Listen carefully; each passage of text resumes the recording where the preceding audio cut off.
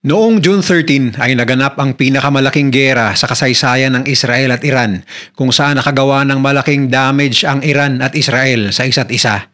Ang Iran ay tinamaan ng mga syudad ng Israel sa pamamagitan ng daan-daang missiles na kanilang pinakawalan, kaya't nahirapan ng Israeli Air Defense System na masalag ang mga ito. Sa kabilang banda naman ay marami sa mga pasilidad, matataas na opisyal at mga scientist ng Iran ang napuruhan ng Israel sa pamamagitan ng kanilang airstrikes. Subalit ang pinagtataka ng marami ay kung paano isa-isang na-pinpoint ng Israel ang eksaktong lokasyon ng mga pasilidad at kinaroroonan ng mga opisyal na ito. Ngunit lingid sa kaalaman ng karamihan ay 7 taon na pala itong pinagplanuhan ng Israel at sa likod ng lahat ng ito ay isang babae na nakuha ang loob at napalapit sa mga opisyal at pinuno ng Iran maging sa Ayatollah mismo. Ngunit ang hindi nila alam ay isa palang espiya ng Mossad. Ito ang true story ni Catherine Perez Shakdam at kung paano niya na-infiltrate ang mga mahahalagang tao sa Iran at nakuha ang kanilang tiwala sa puntong maging mga sekreto nila ay kanyang nalaman. Mr. Goodbye! Ang mga impormasyong inyong mapapanood sa videong ito ay base sa masusing research at hindi gawa-gawa lamang. Makikita ninyo ang link sa mga news network, online publication at videos na pinagkuhanan ng mga impormasyong nakapaloob dito sa video description at comment section sa baba. Matapos ang 12 araw na giyera ng dalawang magkalabang bansa, ay isang kwento ang umusbong ngayon tungkol sa tila ordinaryong babaeng Frances na matagal nang naninirahan sa Iran. Ang pangalan niya ay si Catherine Perez Shakdam. Isang Mossad agent na walang takot na pumasok sa Iran upang isakatuparan ang binigay sa kanyang misyon. Ipinanganak si Catherine sa isang typical na Jewish family sa France. Ang kanyang lola at lolo ay pawang Holocaust survivors noong panahon ni Hitler. At sa kanyang pagiging kilalang analyst at journalist, pinili siya ng Mossad halos isang dekada na ang nakalipas para magsagawa ng isang mapanganib at pangmatagalang misyon. Sa pamamagitan ng matinding pagsasanay, natutunan niya ang sining ng panlilinlang, pagbuo ng tiwala at pagiging parte ng komunidad ng kanyang gagawing misyon. Bilang bahagi ng kanyang plano, nagpakasal siya sa isang Yemeni na Muslim na nakilala niya habang kumukuha ng Master's Degree in Finance and Communications sa University of London. Dahil dito ay nag-convert siya bilang Shia Muslim at lumipat sila ng tirahan sa Yemen kasama ang kanyang mister at doon nanirahan ng ilang taon. Nagsulat siya doon ng ilang libro ukol sa Shia Islam na naipublish pa at hinangaan ng mga mamamayan doon. Naging manunulat rin siya sa pahayagang Yemen Post habang naninirahan doon. Bukod sa pagiging journalist, si Catherine ay nagtrabaho rin bilang consultant para sa United Nations Security Council sa Yemen. Ang kanyang mga artikulo tungkol sa radikalisasyon, anti-Semitism at ekstremismo ay hinangaan ng iba't ibang Muslim countries dahil sa pagiging honest nito at pagiging patas ang pagkakalahad. Ngunit sa likod ng respetadong imaheng ito, lihim pala siyang naghahanda para sa isa sa mga pinakamapangahas na misyon ng Mossad. Bagamat nagdiborsyo sila ng kanyang asawa noong 2014, ang kasal na ito ay nagbigay daan upang makapasok siya sa komunidad ng mga matataas na tao sa gitna ng silangan. Sa mga sumunod na taon habang nagkatrabaho bilang journalist para sa Russian state-controlled media na RT o Russia Today, ay mas lalo siyang naging tanyag sa Yemen. At dahil sa malapit na relasyon ng Russia at Iran, ay naipakilala siya sa mga opisyal ng Iran noong 2017 na naghahanap rin noon ng isang mahusay na journalist para sa official website ni Iranian Supreme Leader Ali Khamenei. At dito ay nagkaroon siya ng tsansa na maglabas-pasok sa Iran hanggang nagdesisyon itong manirahan sa Iran noong 2017 at nag-convert bilang isang Sunni Muslim. Sa Iran ay naging regular siyang contributor ng mga artikulo para sa website ng Supreme Leader. Dahil sa angking husay sa pagsusulat ni Catherine ng mga artikulo na laban sa Israel, ay mas lalo siyang hinangaan maging ng Supreme Leader mismo. At ang halimbawang ito ay isa sa kanyang mga artikulo na pinablish pa sa website ni Ayatollah Khamenei. Dahil dito ay unti-unti na rin siyang napalapit sa mga lider ng Iran. Bukod kay Khamenei ay naging malapit siya sa dating Pangulong si Ebrahim Raisi. At dito nagsimula ang tunay niyang misyon, ang makuha ang tiwala ng mga nasa kapangyarihan ng Iranian regime. Si Catherine ay naging malapit din kay Qasem Soleimani, ang dating pinuno ng Quds Force. Lubos siyang pinagkatiwalaan ng mga loyalista ng rehimen at sa paglipas ng panahon, nagkaroon ng matibay na koneksyon si Catherine sa mga asawa kapwa ng mga opisyal ng gobyerno at militar ng Iran. Pinagkatiwalaan siya ng mga ito at pinapasok sa kanilang pribadong mundo. Sa mga casual na pagbisita at usapan, napasok niya ang mga sensitibong lugar kung saan malayang napag-uusapan ang mga mahalagang isyu ng rehimen sa Iran. Habang ang iba ay naniniwalang siya ay kaanib ng kanilang kultura, unti-unti niyang nakakalap ang mga lihim ng Iran, kabilang na ang mga lokasyon ng mga pasilidad nuklear, pagkakakilanlan ng mga siyentipiko at mga plano ng mga leader ng Revolutionary Guards. Ginamit niya ang kanyang mga kuhang larawan sa mga sensitibong lugar sa loob ng Iran bilang bahagi ng kanyang mga artikulong pawang pro-Iran, ngunit lingid sa kaalaman ng mga tao. Ito pala ay indirektang impormasyon upang mabasa ng Mossad ng Israel. Dahil sa kanyang pagiging soft-spoken na punong-puno ng ideolohiya laban sa Zionism at Israel, walang nikatiting na ideya ang lahat sa Iran na siya pala ay isang Mossad spy. Ngunit bago sumapit ang 2025 ay bigla na lang nawala si Catherine sa Iran. Makalipas ang ilang buwan ay naglungsad na ang Israel ng matinding pag-atake sa Iran. Dahil dito, nagsagawa ng nationwide manhunt ang Iran upang hanapin siya. Makikita pa ang kanyang mga poster na nakakalat sa iba't ibang lugar. Ngunit huli na ang lahat dahil hindi na nila mahagilap ang journalist na pinaniniwalaang nakalabas na ng bansa. Ngunit hindi tumigil dito ang intelligence agency ng Iran dahil ilang dosenang Iranian na pinaghihinalaan nilang kasabwat ni Catherine ang agad na detain at kanilang masusing ininterrogate. Kaya bukod sa mga eroplano at missiles na ginamit ng Israel sa pagbomba sa loob ng Iran, ay armado din ng Israel ng mga sensitibong impormasyon ukol sa mga lokasyon ng nuclear facilities at air defense system ng Iran na agad nilang tinarget sa unang araw pa lamang. Ngunit ang mas nakakatakot pa ay alam ng Iran ang eksaktong pagkakakilanlan at lokasyon ng mga matataas na opisyal ng militar, lalo na ang mga scientist na may mahalagang papel sa nuclear program ng bansa mula sa impormasyong bigay ni Catherine sa kanila. At dahil dito ay walang sinayang na oras ang Israel upang isa-isa silang targetin.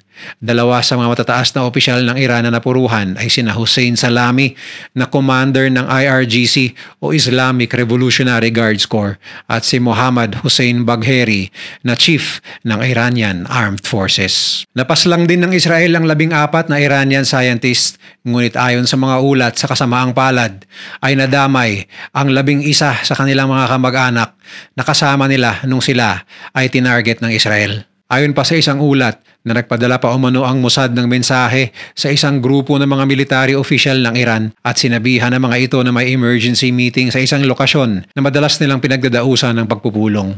Walang pag-aalinlangan ay pumunta ang mga opisyal sa nasabing lokasyon na lingid sa kanilang kaalaman ay patibong pala ng Mossad at naging sanhi ng kanilang pagkasawi dahil sa targeted airstrike ng Israel. Ngunit mula nang mabunyag ang lihim ni Catherine, ang anumang bakas ng kanyang koneksyon kay Khamenei ay mabilis na tinanggal mula sa internet. Inalis na rin ng iba't ibang publication sa Iran at sa Middle East ang kanyang mga artikulo upang hindi sila mapagkamalang may kinalaman sa kanya. Sa kanyang pag-infiltrate sa elite circles ng Iran, nagdulot si Catherine ng mga pinsalang hindi pa lubos na natutukoy. Ang mga detalyeng ito ay patuloy pang iniimbestigahan habang ang mundo ay naguguluhan kung paano nagtagumpay ang isang babaeng journalist sa pagpasok sa isang makapangyarihang rehimen. Hindi lang ito isang simpleng kwento ng espionage. Ang ginawa ni Catherine Perez Shakdam ay nag-ugat sa malalim na kagustuhan ng Israel at Mossad na mapatumba ang makapangyarihang rehimen ni Khamenei. Mula sa mga salita niyang puno ng tiwala hanggang sa mga aksyon niyang puno ng panlilinlang, nawasak mula sa loob ang Iran ng isang babaeng nagtago sa likod ng maskara at naisahan niya ang kanilang mahigpit na seguridad at masikretong rehimen. Sa ngayon, patuloy ang mga katanungan kung gaano kalawak at katagal na ang operasyon ng Mossad sa loob ng Iran. Ngunit ayon sa ulat ng Al Jazeera na isa lamang si Catherine sa malawak na network ng Israeli spies na nag-ooperate sa Iran bago pa man ang June 13 war. Ayon sa mga ulat ay dusi-dusenang katao na ang naaresto sa Iran at inakusahan ng mga ito ng pakikipagtulungan sa Mossad, pagbibigay ng suporta sa propaganda ng Israel o pag-aaklas ng opinyong publiko laban sa gobyerno. Hindi lahat ng mga mamamayan ng Iran ay sang-ayon sa pamumuno ni Khamenei at ilang beses na ring nagkaroon ng pag-aalsa upang subukang patumbahin ng kanyang gobyerno, subalit hindi sila nagtagumpay. Kaya hindi nakapagtataka na ang mga mamamayang ito ay mabilis gamitin ng Mossad laban sa Iran. Sa kasagsagan ng gera ay mahigpit na ipinag-utos ng gobyerno ng Iran sa mga matataas na opisyal at kanilang mga security team na huwag gumamit ng smartphones na konektado sa internet upang maiwasan ang posibleng hacking ng Israel bilang patunay sa pag-iingat ng Iran dahil sa presensya ng mga galamay ng Mossad sa loob ng kanilang bansa. Pinayuhan din ang publiko na iulat agad ang mga gusaling kanilang pinaaarkila sa mga individual o kumpanya na kaduda-duda sa nakaraang 2 taon. Ito ay bahagi ng mas pinaigting na crackdown ng Iran matapos ang lumabas na balita kung saan naglabas ng video ang Mossad sa mga operatiba nila na nag-ooperate ng drones na ipinuslit nila sa loob ng bansa upang pasabugin ang kanilang air defense system noong June 13 bago pa dumating ang mga eroplano ng Israel at mag-conduct ng bombing operations. Ayon kay Saima Shine, dating intelligence director ng Mossad, ang operasyong ito sa loob ng Iran ay bunga ng maraming taong trabaho upang targetin ang nuclear program ng bansa.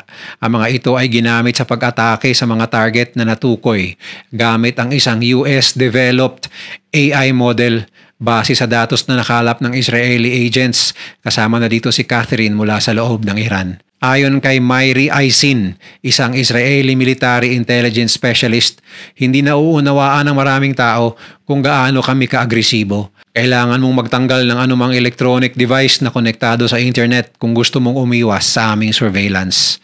Sa isang panayam ng Al Jazeera, sinabi ng defense analyst na si Hamzi Attar na maaaring may 30 hanggang 40 Mossad cells na aktibo sa loob ng Iran. Karamihan sa mga ito ay binubuo ng mga lokal na kasabwat kaysa sa aktwal na Israeli agents na lalo umanong nagpapakita ng kahinaan ng Iran. Simula pa noong Iranian Revolution noong 1979, aktibo na ang Mossad sa pagmamanman, pagpasok at pagsira sa mga depensa ng Iran. Noong November 2024, inamin ni Ali Larijani, tagapayo ng Supreme Leader ng Iran, na malubha na ang problema ng infiltration sa kanilang bansa. At ang sinasabing ang pinakamatagumpay na espiya nga na talagang nanlinlang ng mga opisyal ng Iran ay walang iba kundi si Catherine. Ngunit sa kabilang banda, nag-iispiya rin ba ang Iran sa Israel? Panigurado ito, sagot ng isang Mossad agent sa naturang panayam ng Al Jazeera. Sa katunayan ay noong October 2024, inaresto ng Shin Bet, ang Internal Security Agency ng Israel, ang 14 na Israeli citizens na pinaghihinalaang espiya para sa Iran. Kasama dito ang mga akusasyon ng pakikipagtulungan nila sa Iran Ministry of Intelligence. Ngunit bakit nga ba palaging binubunyag ng Israel sa pamamagitan ng videos ang kanilang pagpasok sa Iran? Ipinaliwanag ng isang eksperto na ang pagbubunyag ng mga detalyeng ito ay bahagi ng psychological warfare ng Israel. Kapag patuloy mong sinasabing nakapasok ka sa seguridad ng kalaban at tinatanggi nila ito, ngunit patuloy kang nagbibigay ng ebidensya, lalabas silang mahina. Matapos ang 12 araw ng matinding sagupaan sa pagitan ng Israel at Iran, kabilang ang pambobomba ng Estados Unidos sa mga nuclear site nito nakaraang linggo at ang sagot ng Tehran kung saan tinamaan rin nila ang loob ng Israel, nananatili pa rin ang ceasefire hanggang ngayon. Ngunit sa Gaza, walang senyales ng paghinto sa opensiba ng Israel. Patuloy ang pag-atake ng Israeli forces na nagresulta sa pagkamatay ng higit sa 860 katao mula noong June 13, batay sa mga datos na inilabas ng Palestinian Health Ministry at kinumpirma ng CNN. Sa pagtagal ng gulo roon ay tila dumadami na ang mga bansang kumukundi na sa Israel dahil sa dami ng mga sibilyan sa Gaza na nawawalan ng buhay dahil sa sigalot. Noong Martes, 7 sundalo ng Israel ang nasawi matapos sumabog ang isang bomba na nakakabit sa kanilang armored carrier sa Khan Yunis sa loob ng Gaza. Ang lugar ay patuloy na nagiging sentro ng sagupaan sa pagitan ng mga Israeli forces at Hamas. Samantala, ang Hostages and Missing Families Forum ng Israel ay nananawagan na isulong na ang ceasefire sa Gaza. Ayon sa grupo, ang pakikipagkasundo ni Prime Minister Benjamin Netanyahu para sa ceasefire ng Iran ay sana maaaring magbigay daan sa pagtigil din ng digmaan sa Gaza. Sa kasalukuyan, 50 hostages ang hawak ng Hamas sa Gaza at 20 sa kanila ang pinaniniwalaang buhay, batay sa ulat ng IDF. Idinidiin din ng grupo na isang kritikal na pagkakataon ang kasalukuyang sitwasyon upang maibalik ang mga hostage. Hindi natin maaaring tapusin ang operasyong ito laban sa Iran nang hindi ginagamit ang tagumpay na ito upang maibalik ang ating mga bihag sa Gaza, ayon pa sa pahayag nila. Sa gitna ng patuloy na tensyon, naniniwala rin si US President Donald Trump na ang pambobomba ng Amerika sa nuclear sites ng Iran ay maaaring magdulot ng positibong resulta para sa digmaan sa Gaza. Ayon kay Trump, sa tingin ko, malaking progreso ang nangyayari sa Gaza dahil sa mga hakbang na ginawa natin. Dapat ay magkaroon tayo ng magagandang balita doon.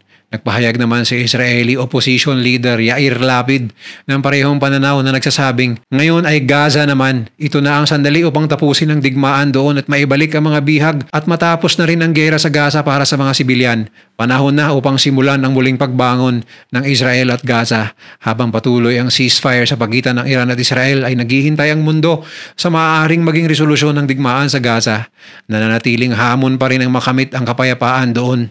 Habang ang pansamantalang ceasefire sa pagitan ng Iran at Israel ay nagbigay daan sa konting katahimikan, ang patuloy na kaguluhan sa Gaza ay nagpapaalala ng matinding pangangailangan para sa tuluyang paghinto sa tinuturing na ngayong pinakamahabang digmaan sa gitna ng silangan, na pawang mga inosenteng residente ng Gaza at mga Israeli din ang nagiging biktima. Kung nagustuhan mo ang video na to, share mo naman sa iba at mag-subscribe ka na rin.